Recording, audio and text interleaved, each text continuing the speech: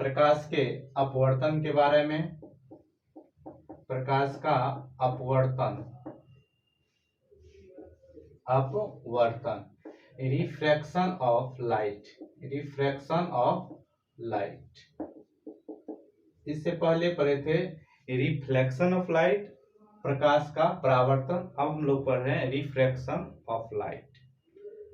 प्रकाश का अपवर्तन का मतलब होता है जब प्रकाश एक पारदर्शी माध्यम से दूसरे पारदर्शी माध्यम में जाता है, प्रकाश का अपवर्तन कहलाता है।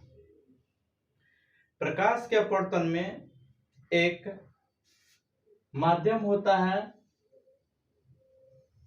यहाँ विरल माध्यम, विरल कहे तो हवा, विरल कहे तो हवा, और दूसरा होता है सघन माध्यम, सघन कहे तो यहाँ जल। अच्छा, माध्यम दूसरा भी हो सकता है, लेकिन एक एग्जाम्पल के तौर पर हम हवा और जल को ले रहे हैं। ये हो गया विरल में एयर, समझने के लिए, और यहाँ हो गया वाटर, जल।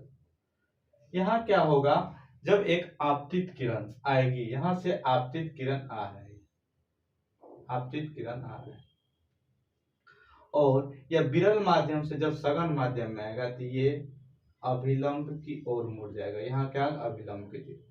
यहाँ आया तो ये क्या हो गया, अपवर्तन कोण, आई, ये हो गया अपवर्तन कोण। ये हो गया आपको आर, आपतन कोण, आर हो गया आपतन कोण।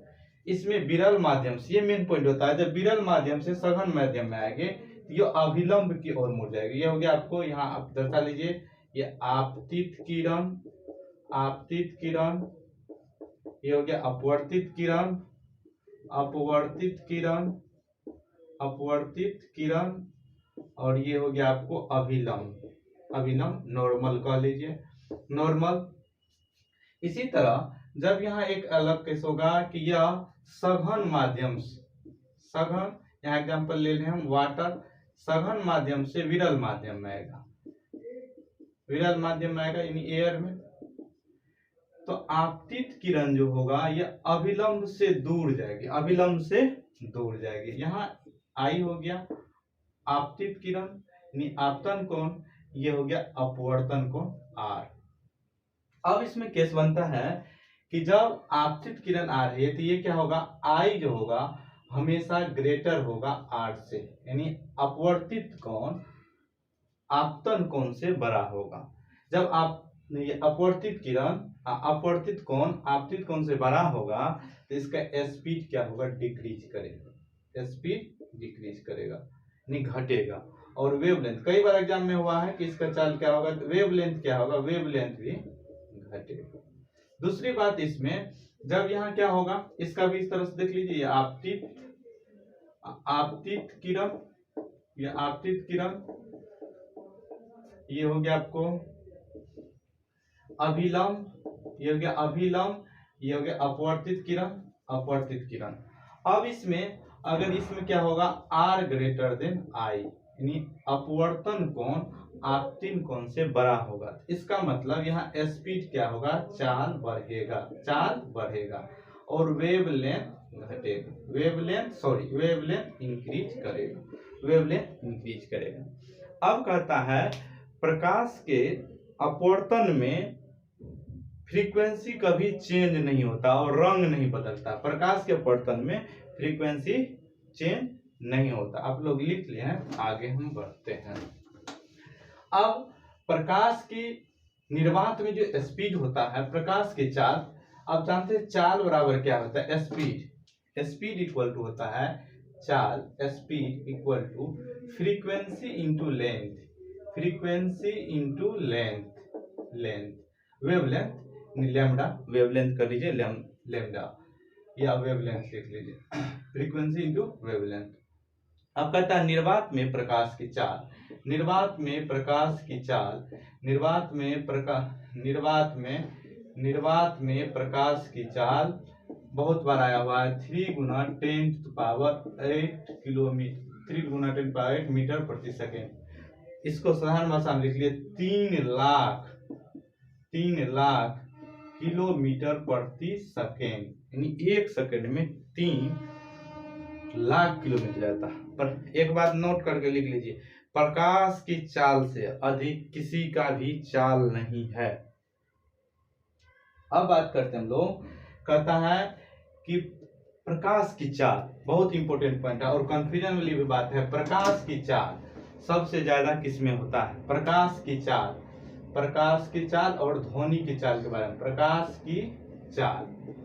प्रकाश की चाल देख लीजिए और ध्वनि में कितना भी अंतर हो। प्रकाश की चाल निर्वात में ज्यादा होता है, उसके बाद वायु में होता है, उसके बाद द्रव में होता है, उसके बाद आपको ठोस में होता है। यही बात आपको पूछा जाए कि ध्वनि की चाल, देखिए सीधा उल्टा है, ध्वनि की चाल सबसे ज्यादा ठोस में होता है। कई बार एग्जाम में आया, सभी कंपटीशन में आया, ध्वनि का चाल ठोस में ज्यादा होता है, द्रव में उससे कम, उसके बाद गैस में होता है। अब निर्वात में हो गया, निर्वात में प्रकाश की चाल ज्यादा होता है, कितना हो? 3 × 10⁸ मीटर पर सेकेंड। अब इस तरह से इसका यानी 3 लाख मीटर पर सेकेंड। अपवर्तन के नियम, अब इसमें हम लोग अपवर्तन के नियम देखिए।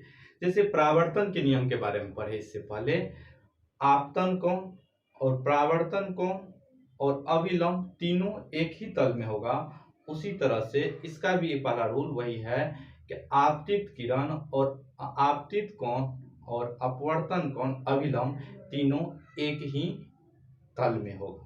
दूसरा नियम है इसमें आपतन कोण की जिया और अपवर्तन कोण की जिया का अनुपात हमेशा कांस्टेंट होगा, नियतांक होगा। जिया कहे तो साइन आई, साइन का अर्थ हिंदी होता है जिया, साइन आई बटे साइन आर। अब इसको स्नेल्स लॉ भी कहा जाता है, इसके बराबर होता है कांस्टेंट नियतांक। स्नेल्स लॉ भी इसको बोलते हैं, sine I by sine R. अब हर एक वस्तु का अलग अलग अपवर्तनांक होता है, अब निर्वात में अपवर्तनांक कितना होगा? निर्वात में अपवर्तनांक लिखा देते हैं, इस पॉइंट को लिख लीजिए और एग्जाम में कई बार पूछा, बताते हैं भी हम। निर्वात में क्या होगा? अपवर्तनांक 1 होता है। निर्वात में अपवर्तनांक निर्वात का अपवर्तनांक 1 होता है, निर्वात में अपवर्तनांक 1 होगा। हवा में अपवर्तनांक 1.003 होगा। जल में कितना होगा अपवर्तनांक? 1.33। कांच का कितना होगा? 1.55। और ग्लिसरीन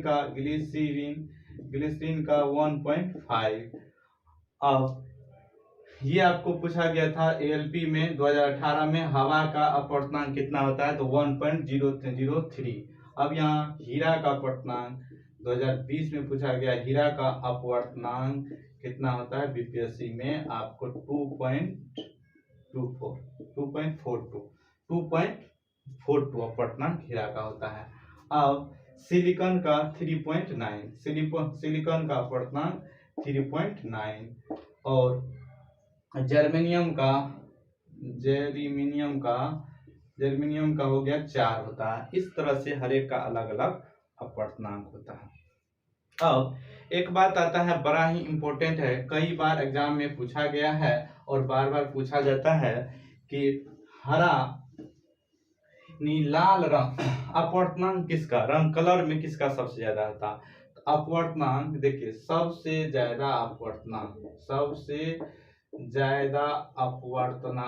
ज्यादा याद कर लीजिए, बहुत अपवर्तनांक, बहुत कंफ्यूजन भी होता है। अपवर्तनांक बैगनी कलर का होता है। सबसे ज्यादा परिकिरणन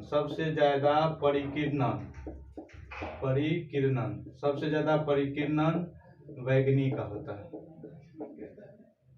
अब सबसे कम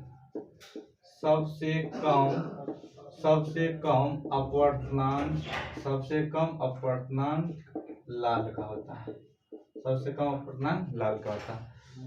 सबसे कम परिकिरणन लाल में होता है। सबसे कम कलर क्या होता है? लाल का परिकिरणन होता है।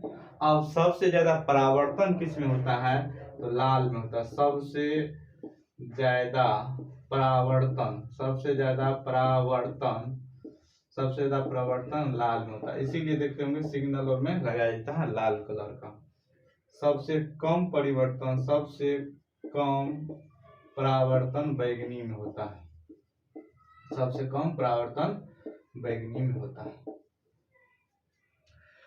अब कुछ मोस्ट इंपोर्टेंट बात है कि प्रकाश के अपवर्तन से कारण घटने वाली घटना, प्रकाश के अपवर्तन से घटने वाली घटना। अब तारे का बहुत बार क्वेश्चन आया हुआ, डायरेक्ट आता है कि तारे का टिमटिमाना कौन सी घटना के कारण होता है? तो तारे का टिमटिमाना प्रकाश के अपवर्तनांक के कारण होता है। कहता है एक छड़ी को अंशतः किसी में डुबाया जाता है तो वो टेढ़ी दिखाई देता है, तो वो प्रकाश के अपवर्तन के कारण होता है।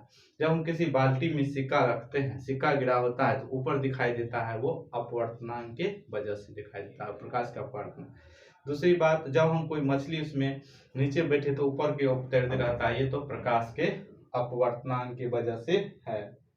दूसरी बात, जब सूर्योदय के उगने से पहले और सूर्यास्त के बाद दिखता जो है, ये प्रकाश के अपवर्तनांक के वजह से दिखाई देता है। अब इसमें कुछ बात है परावर्तन के बाद। जैसे हम किसी वस्तु को, कोई वस्तु में लाल दिखाई देता है, इसका मतलब क्या होता है? वो लाल कलर को सबसे ज्यादा परावर्तित करता है, इसीलिए वो लाल दिखाई देता है। यदि कोई वस्तु हरा दिखाई देता है, इसका मतलब हरा कलर को परावर्तित करता है।